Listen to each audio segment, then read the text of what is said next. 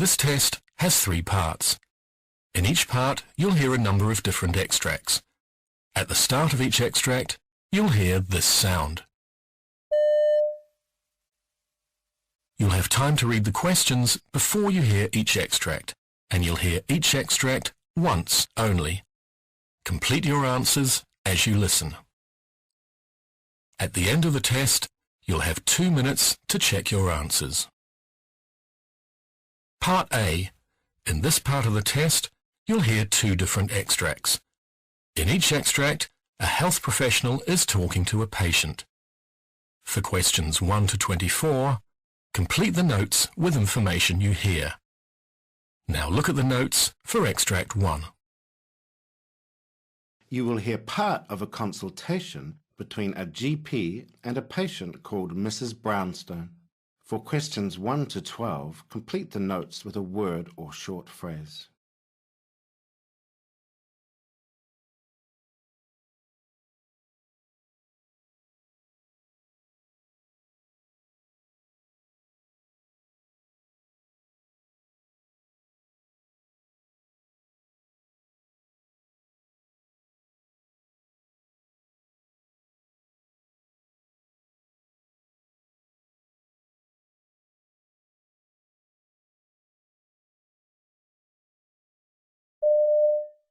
Hi, Mrs. Brownstone. How can I help you today? Hi there, Dr. Rivers. I'd just like you to do a test on my waters. I've had a few problems recently.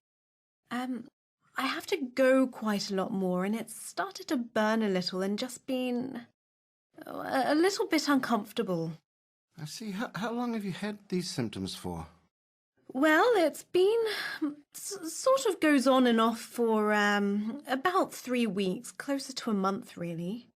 Some days it's better than others. I don't take too much notice. I put a lot of it down to age, but I don't think there's anything really serious, but just wondered. It seems a bit strong at the moment. And have you had this sort of problem before a lot or not? Oh, yes, it's happened quite often over the time. Normally just antibiotics clear it up. I'd say I've been treated for this, at least 5 times in the last 10 years. And you've left it for a few weeks before coming in to see me. Do you sometimes get symptoms that come and go like this? Yes, they do.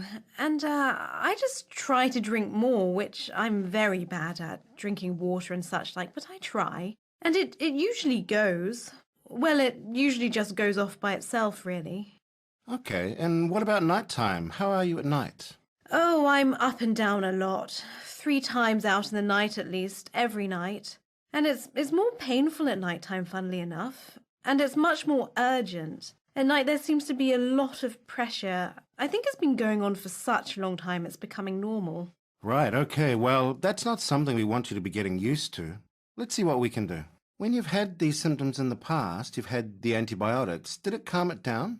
Yes, antibiotics seem to do the trick. And what about accidents? Any accidents with the waterworks? No, I just have to make sure I get there quickly.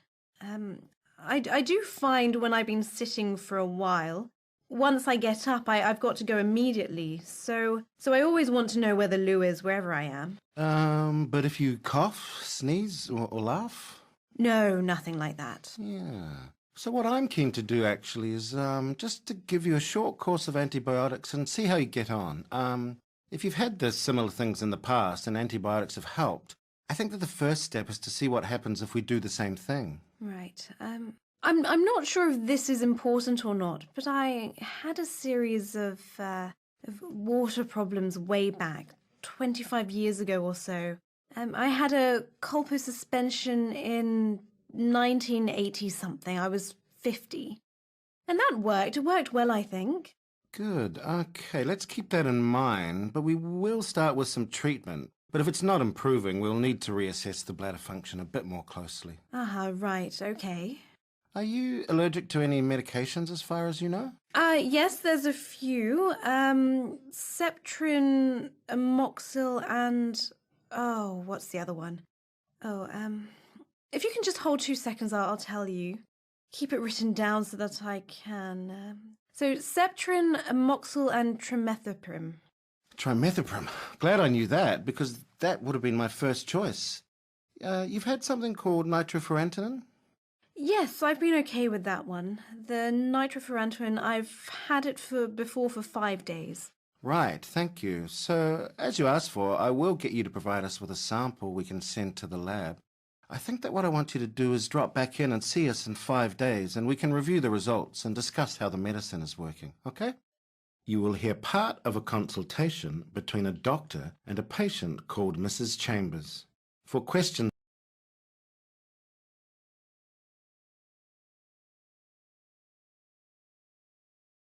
you will hear part of a consultation between a doctor and a patient called Mrs. Chambers. For questions 1 to 12, complete the notes with a word or short phrase.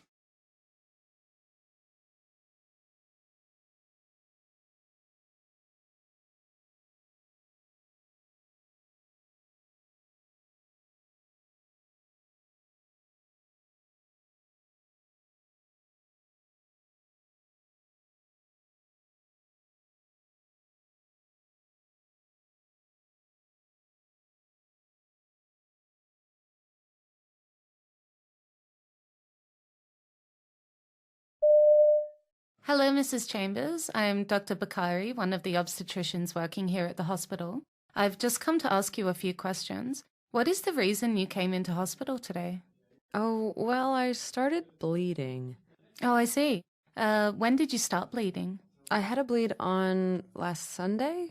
Okay, and how many weeks pregnant are you at the moment? I'm 36 today, and I started bleeding about a week ago. And did you have any bleeding before that? Actually, yeah, I did, in February. Okay, in February. How much bleeding did you have? Was it quite a bit or just spotting? About half a cup full, and I was 28 weeks then. But the bleeding only lasted for not long, a couple of hours, then it stopped. Okay, and when it started last Sunday, how long did it last then? It lasted for about 3 hours, but then I'm spotting and having some old blood coming out now. Yeah, and it was quite a bit of blood. I would say about a cupful. A cup, okay. And with this episode, did you have any pain anywhere at all? I just get a tightness in my tummy and I get cramps. And a quite severe pain in the lower abdomen here for a bit, but it comes and goes. It started when the bleeding, at the same time as I was bleeding. Okay, and did you have pain at 28 weeks when you had the bleeding then as well? Yeah, it's just like period pains, cramping. Okay, all right. Any other symptoms at all? No, not really. Okay, and with this pregnancy, other than the bleeding, have you had any other problems? No. Okay, and have you had a scan since this bleeding started? Yes, I had one when I was 34 weeks, and they found the placenta was low, but I haven't had another one since. Okay, and when is your next scan due? I haven't got another one now. Okay, all right. And when you had your booking scan at 12 weeks, everything was normal then? Well, in my first scan, they struggled at 12 weeks to find it, so that was sort of like an internal scan, but they just said it was because it was a small baby or something. But other than that, everything was normal, I think. My visit at the antenatal clinic, everything was normal. I remember my Downs risk was low. Okay, so everything was fine. That's good to hear. All right. Have you had any previous pregnancies? Yeah, I've got 2 little boys. They're 2 now. Both very healthy, just a bit naughty. All right. They twins? Oh, yes, sorry, they're twins. And was it a normal delivery or was it by cesarean section? No, normal. Normal delivery, no instruments used, nothing like that? And you didn't have to go into the intensive care unit or neonatal unit, nothing like that? No. Okay, all right. I think I'm starting to get a good picture. Tell me, have you ever had any uterine surgery or procedures? Oh, yes, about 4 years ago, I had to have an abdominal myomectomy. Oh, I see. That's good to know. What symptoms did you have with that? It was almost exactly 2 years before my boys were born. I was really suffering, migraines, body aches, and even a fever with my period. One time the pain got so bad I had to go in for an MRI, and they found some pretty big fibroids, and at the time we were struggling to get pregnant, so the doctor suggested I have the fibroids removed. I was really nervous and considered not getting it done, but it seemed to work really well. And 2 years later, we had our boys. I never really felt any ill effects from the procedure, apart from just taking time to heal. Part B. In this part of the test, you'll hear 6 different extracts. In each extract, you'll hear people talking in a different healthcare setting. For questions 25 to 30, choose the answer A, B, or C, which fits best according to what you hear. You'll have time to read each question before you listen. Complete your answers as you listen. Now look at question 25.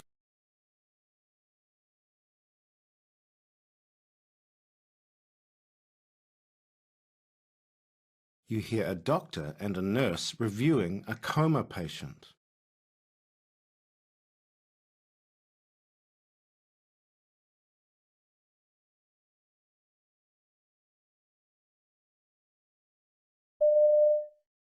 Okay, this patient has been out for some time now.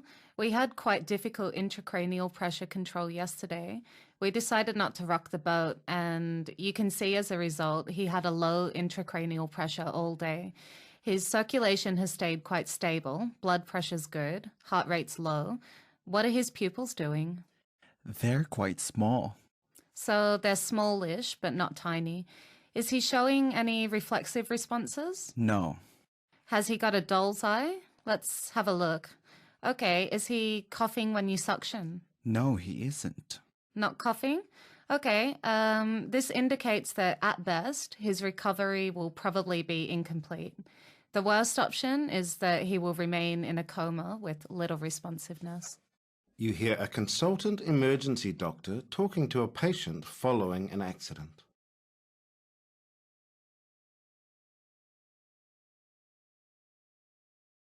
You hear a consultant emergency doctor talking to a patient following an accident.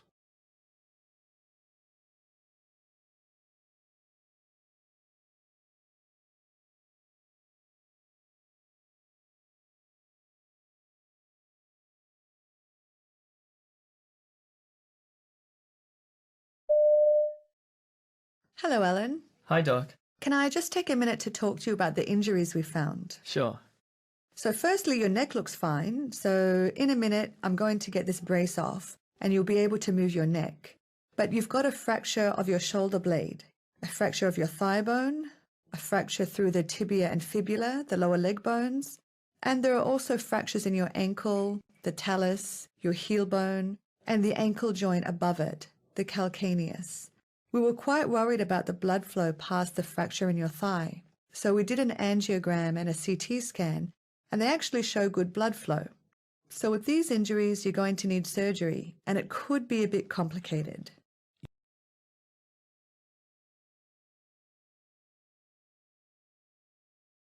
You hear a clinical researcher introducing a professional development workshop.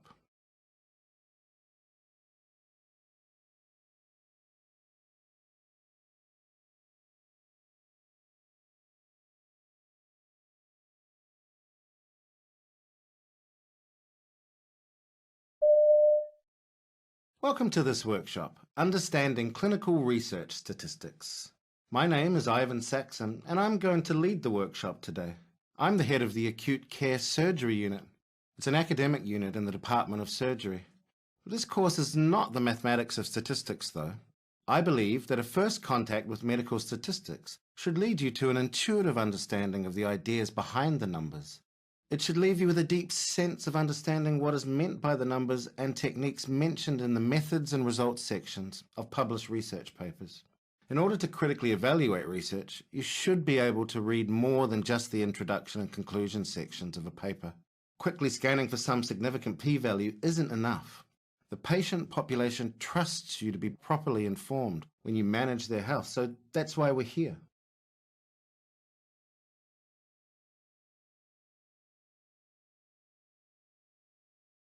You hear an emergency ward doctor directing her team while treating an accident victim.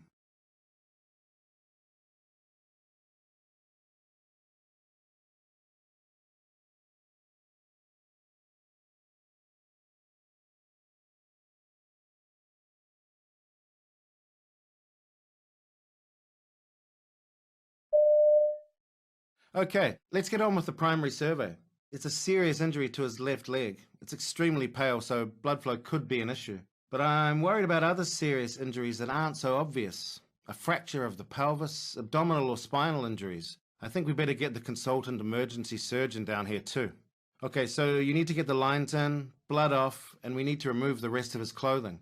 We're going to want to get some x-rays done before anything else. Chest, pelvis, femur, please. And can somebody get a Doppler, please, so we can check his blood flow in the leg?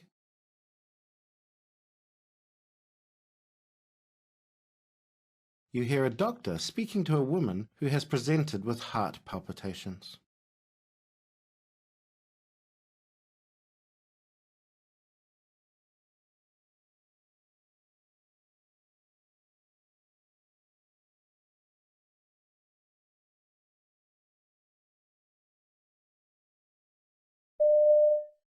And do you feel short of breath with the palpitations? Yeah, and I'm losing my voice too.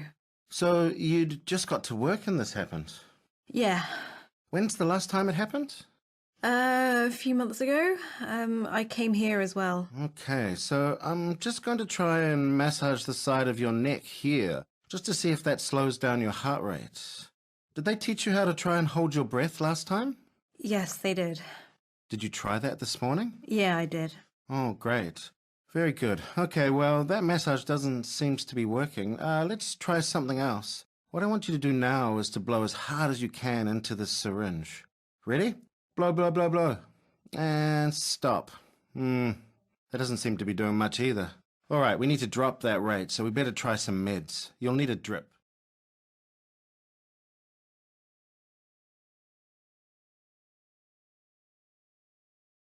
You hear an emergency paramedic talking to an accident and emergency doctor about a patient who has fallen from his motorcycle.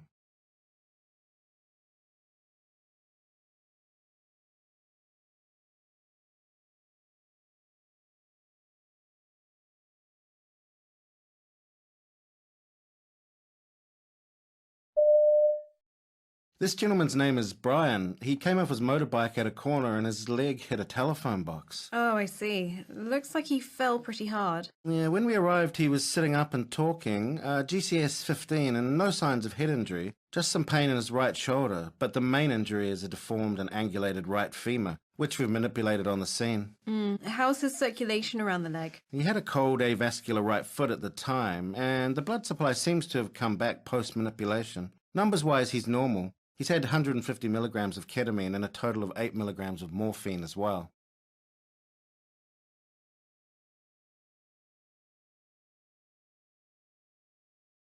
Part C. In this part of the test, you'll hear two different extracts.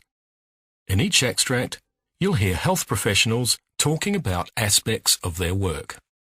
For questions 31 to 42, choose the answer A, B, or C, which fits best according to what you hear. Complete your answers as you listen. Now look at extract 1.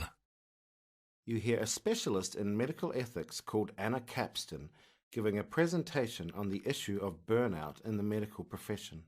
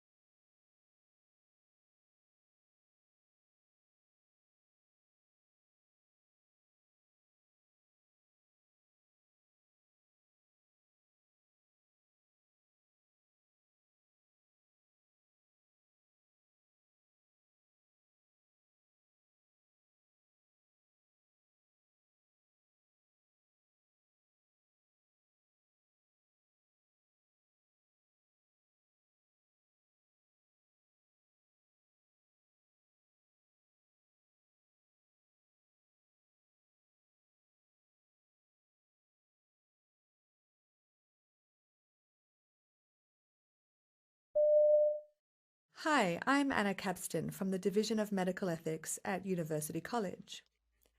Today I want to discuss the quite urgent topic of burnout among medical professionals as it's becoming. It's kind of an epidemic, but I really think that we're not talking about this enough. That's why we're here today, to get a bit of information out there and start a conversation. So, what is it? Well, burnout is a psychological and behavioral syndrome. Emotional exhaustion is one quite common hallmark of burnout. It's been defined as long-term, unresolvable job stress, a sense of being overwhelmed and depersonalized and lacking a sense of personal accomplishment. A recent study from the Mayo Clinic showed that in 2011, 45.5% of doctors reported that they felt burned out. And that number has now risen to 54.4% in 2014. More than half of all doctors in this country are saying, I really feel that some aspect of my work as a doctor is making me feel burned out. This is really trouble. It's trouble because a doctor who feels this way can commit more errors. They suffer from compassion fatigue or just not being able to empathize with others because they have their own emotional issues. They may retire early, therefore reducing the workforce. They may have problems managing their own lives. 400 doctors committed suicide last year, which is double the rate of the population average. There's trouble for patients in having a workforce that's burned out. There's trouble for doctors in terms of their own health and well-being. We don't talk about it much. We like to think that doctors can handle everything, but it's clearly not true. It's a problem, and there ought to be some solutions. One type of fix is to make sure that hospitals and other healthcare environments try to create better conditions for a happy workforce and for happier doctors.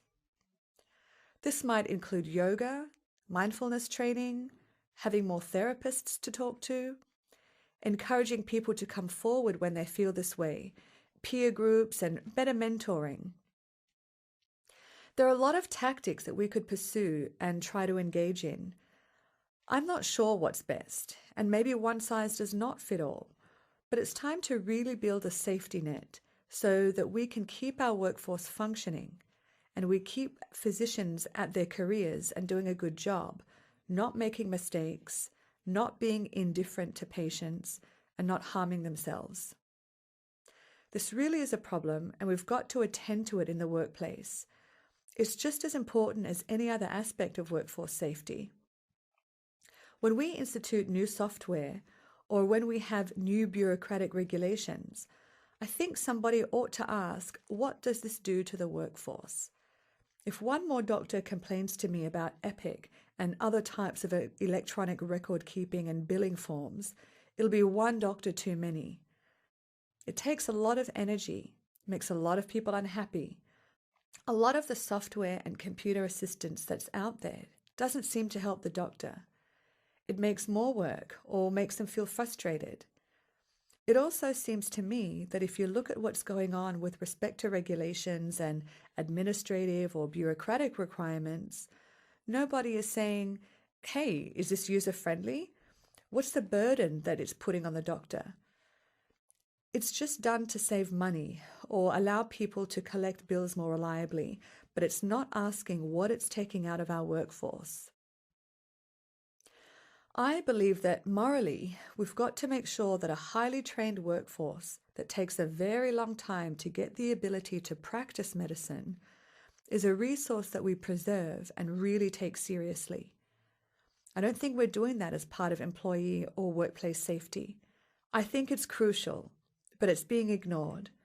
We also have to view it as part of patient safety.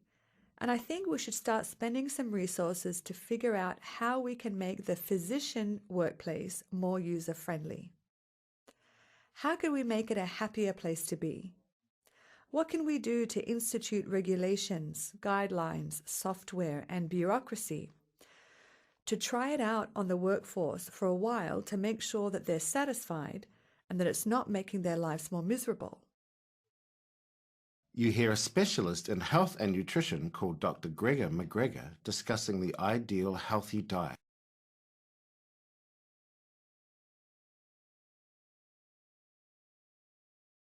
You hear a specialist in health and nutrition called Dr. Gregor McGregor discussing the ideal healthy diet for humans.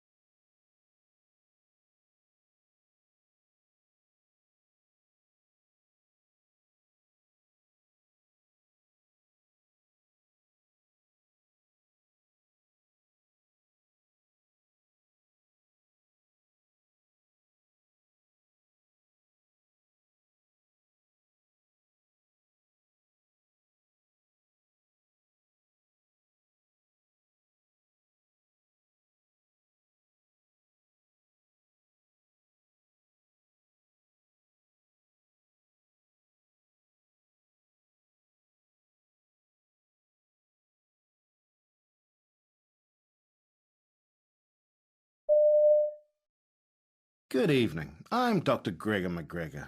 In this talk, I want to discuss what we know about a healthy diet and confront some of the misinformation that gets passed around about what types of food are better or worse for us. So let's get right to it. What is the healthiest diet? Well, the best available balance of evidence suggests that the healthiest diet is one centered around fruits, vegetables, legumes or beans, split peas, chickpeas and lentils, whole grains and nuts. Basically, real food that grows out of the ground. This is our healthiest choice. And all the while minimizing our intake of meat, eggs, dairy, and processed junk.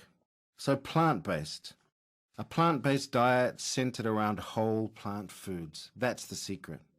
But of course, it isn't really a secret, and I don't think anyone listening will be surprised to hear this. So what's the issue here?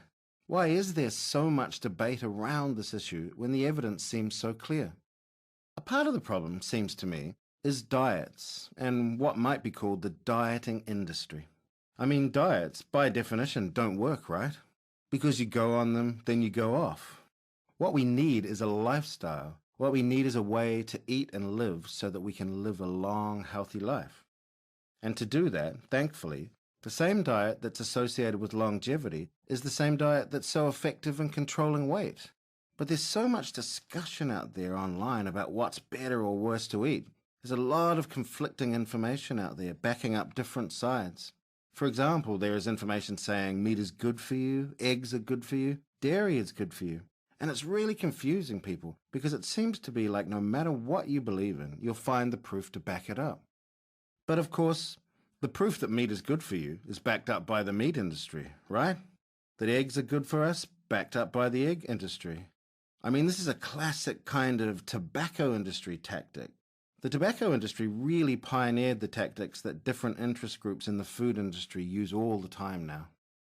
The tobacco industry was the first to use science against itself. This was one of their great innovations.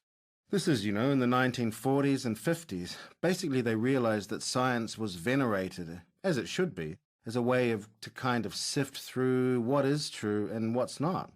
And the public believed that. And when there was this tremendous body of literature starting in the 1930s and certainly around the 1950s, that, non-smokers had at least 90% less lung cancer risk than smokers. I mean, by the time the US Surgeon General's report in the 1960s, 1964, came out, they had 7,000 studies, all showing in some way the health risks associated with smoking. So you'd think that after the first few thousand research studies came out, somebody in the government would do something about it, right? But tobacco was a very powerful industry. I mean, it took that much, that overwhelming massive evidence, to finally get the powers that be to just recognize that smoking was killing people. And the tobacco industry tactic was to fund their own science. They have this Tobacco Institute where they fund their own scientists just to instill doubt. They knew they couldn't go up against 7,000 studies. In fact, there's a famous tobacco industry memo called Doubt is Our Product. And this was a PR company saying, all we have to do is introduce enough doubt. Some scientists say tobacco is good, some say it's bad, so who knows? And so the food industry is the same. The hope is that all the contradictory evidence and confusion makes people just kind of throw up their hands in the air and eat whatever is put in front of them. So this is good for the trillion-dollar food industry, but it's not good for our health and well-being. And we do have a lot of evidence suggesting diets heavy in meat and dairy are not very good for you. The most powerful data we have are these interventional studies. For example, you look at the longest, healthiest living populations around the world, the so-called blue zones, with the most centenarians, people living over 100.